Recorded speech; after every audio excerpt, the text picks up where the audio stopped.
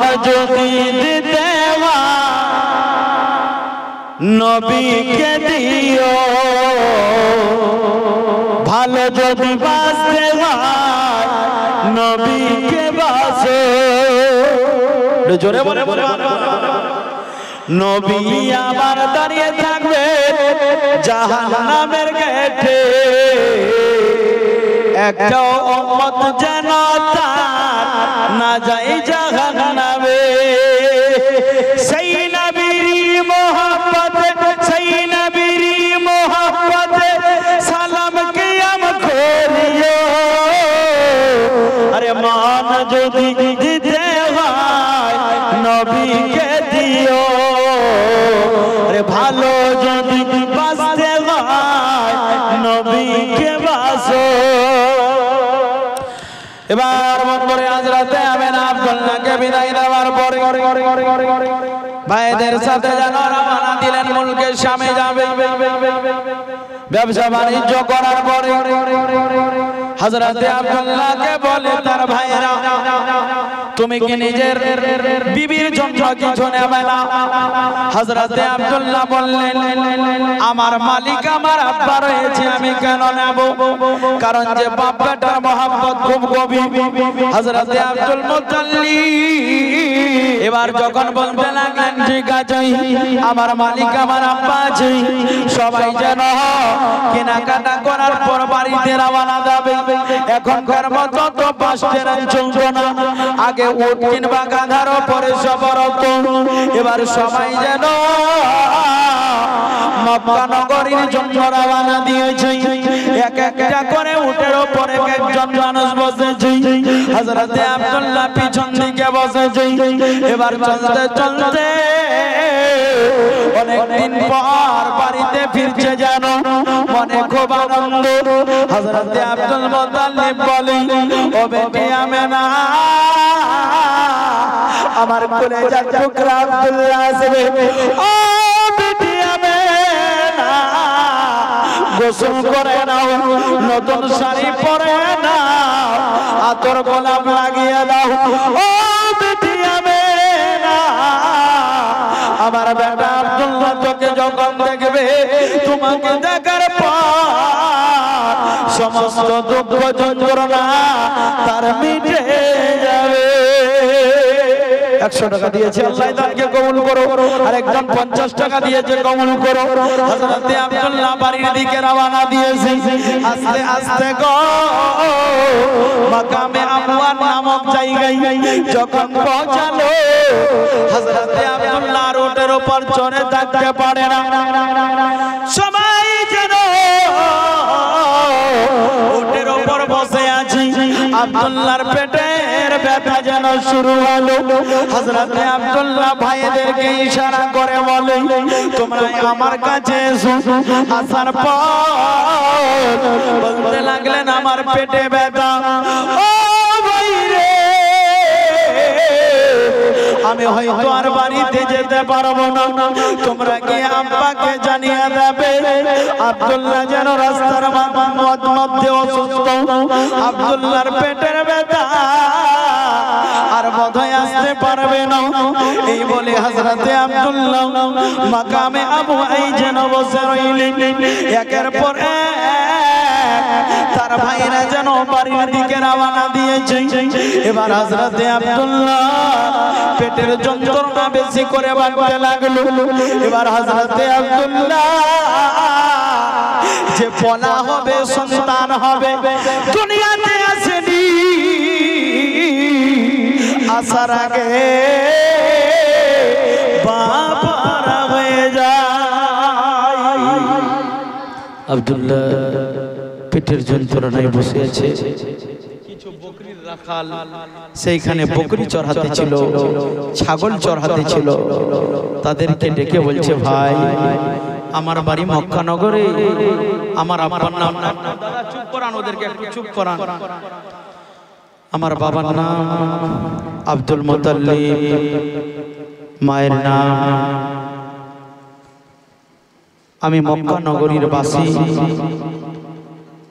আমি আব্দুল মুত্তালিবের ছেলে, আমি বোধহয় আর বাঁচব না, আমার এই পাগড়ি মোবারক আর এই আংটি মোবারক তোমাকে দিলাম, তুমি আমানতে খেয়ানত করিও না। জোরে বলে আমাকে যদি কেউ খোঁজ করতে আসে, আমার বিবির নাম হচ্ছে আমেনা, আমাকে যদি কেউ খোঁজ করতে আসে আমার এই আমানত খুলি তাদেরকে দিয়ে দিও। জোরে বলে এই বলে হযরতে আব্দুল্লাহ মাকামে আবওয়া ইন্তেকাল হয়ে যায়। পরনে ইন্না লিল্লাহি ওয়া ইন্না ইলাইহি রাজিউন। এবারে একের পর তার ভাইরা যেন বাড়ির দিকে হাঁটতে লাগলো। হযরতে আব্দুল মুত্তালিব বলে, ও বেটি আমেনা,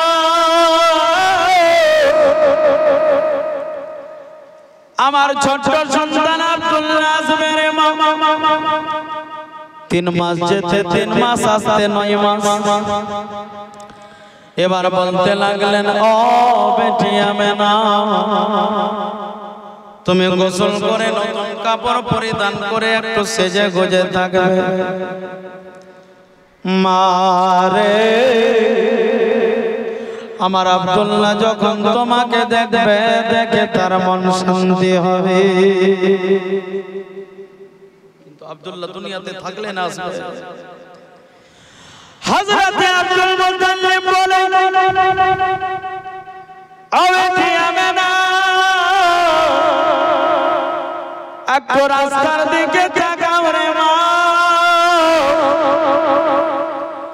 নাকি আমার ছেলে আব্দুল্লাহ বাড়ির দিকে এগিয়ে আসে। হযরতে আম্মা আমেনা বলে, আব্বা, রাস্তায় তো কোনো জিনিস দেখা যায় না গো আব্বা।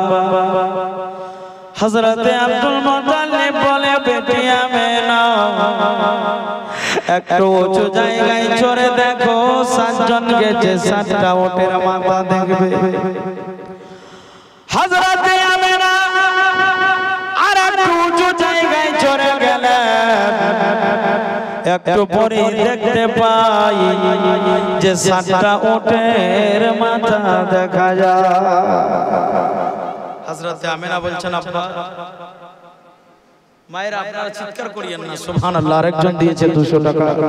আল্লাহ বলতে লাগলেন, বেটি আমেনা, ভালো করে দেখো, আমার আব্দুল্লাহ কোন ওটের উপরে সওয়ার আছে। হযরতে আম্মা আমেনা বয়ান করেন, আব্বা, 7 জন উটকে দেখা যায়, 7টি লোক নয়। বলে কয়জন আছে ভালো করে দেখো। হযরতে আমেনা বলতে লাগলেন, আব্বা গো, 7টি উট দেখা যায়, কিন্তু 6 জন লোক বসে দেখা যায়। বলে একজন গেল কোথায়? বলে আরো নিকটে আসতে দাও, দেখ আমার আব্দুল্লাহ উঠে সওয়ার আছে। এবার হযরতে আমেনা বলতে লাগলেন, আব্বা গো, 6টি উটকে দেখা, 7টি উটকে দেখা যায়, কিন্তু 7 জন মানুষকে দেখা যায় না। এবার বলতে লাগলেন, বেটি আমেনা, আমার আব্দুল্লাহকে দেখো রে মা। এক এক করে যেন সবাই নামতে লাগলো। উতবা নামলো, শাইবা নামলো, আবু লাহাব নামলো, আবু তালিব নামলো, আব্দুল মুত্তালিব যার অপেক্ষায় বসেছিলেন, যার নাম আব্দুল্লাহ, এবার সবাইকে ডেকে বলে, আমার কলেজার টুকরা আব্দুল্লাহ কই রে বাবা? এবার কেউ যেন ভয়ে বলে না।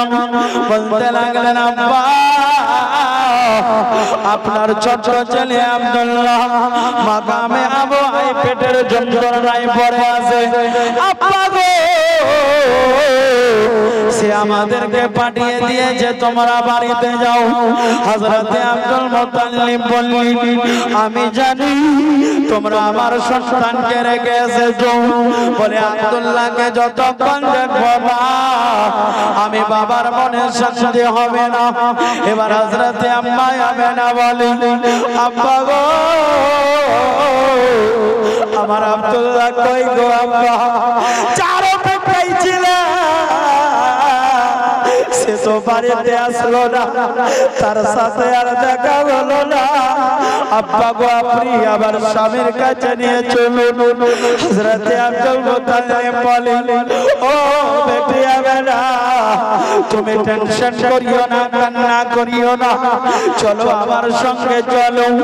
হযরতে আম্মা আমেনা যেন বাবা আব্দুল মুত্তালিবের সাথে মক্কা নগর থেকে যেন সরহদ পার করে মাকামে আবওয়ার দিকে যখন গেছে, আব্দুল মুত্তালিব ডাক দেয়, ওরে বাবা আব্দুল্লাহ তুমি কোথায় রয়েছো? বাবা আব্দুল্লাহ তুমি যতক্ষণ সারা দেবে না ততক্ষণ পর্যন্ত তোমার বাবা আব্দুল মুত্তালিবের মনে শান্তি হবে না। ও বাবা আব্দুল্লাহ একবার তুমি সারা দাও, একবার আব্বা বলো, আমার অন্তর ঠান্ডা হয়ে যাবে। এবার হযরতে আম্মা আমেনা যেন নিজের আঁচলে কিছু যেন মুদ্রা নিয়ে গেছিলেন। একজন বকরির রাখালকে ডেকে বলে, এই মুদ্রা গোলা না, আর আমার স্বামী আব্দুল্লাহ কই? আমার স্বামী আব্দুল্লাহকে দেখিয়ে না। নবী আসেনি তার আগেই নবীর আব্বার ইন্তেকাল হয়ে যাচ্ছে। নবীর মা যেন জড়বায়নে কাঁদতে লাগলেন। এবার টাকা দেওয়ার পরে সেই ব্যক্তিটা বলতে লাগলো, আমি তোমার আব্দুল্লাহকে জানি না, তবে কিছুদিন আগে একজন মানুষ নূরানি চেহারাওয়ালা, দেখতে খুব সুন্দর, দুইটি আমানত দিয়ে গেছে, বলে আমানত গুলা দেখো, এই আমানত গুলা তোমাদের নাকি। এবার হযরতে আমেনা হাতের মধ্যে নিতে চাই, আব্দুল মুত্তালিব বলে, না না তুমি চিনতে পারবে না রে মা। এবার হযরতে আমেনার হাত থেকে বাবা আব্দুল মুত্তালিব নিয়ে নাই, সর্বপ্রথম আংটিটা নিয়ে নাই, নাকের মধ্যে লাগিয়েছে। আর আব্দুল মুত্তালিব বলে, কসম করে বলি গো, এই আংটি আমার আব্দুল্লাহর ছাড়া কারণ। বলে কেমন করে বুঝতে পারলে আব্বা গো? বলে আমি এই কারণে বুঝতে পারলাম, এই আংটি থেকে নবুয়তের সুগন্ধ ছুটেছে। জোরে বলো। এবার নবী আসেনি আংটিতে, তার বাবার আংটিতে নবুয়তের সুগন্ধি যেন ছুটতে লেগেছে। এবার পাগড়ি মোবারক নিয়েছে, এবার পাগড়ি নাকের মধ্যে দিয়েছে, আর বলতে লাগলো, এটা অন্য পাগড়ি হতে পারে না, এটা আমার আব্দুল্লাহর পাগড়ি মোবারক। বলে আব্বা কেমন করে জানলি? আব্দুল মুত্তালিব বলতে লাগলো, বেটি আমেনা, এই পাগড়িতে আমি নবুয়তের সুগন্ধি শুনতে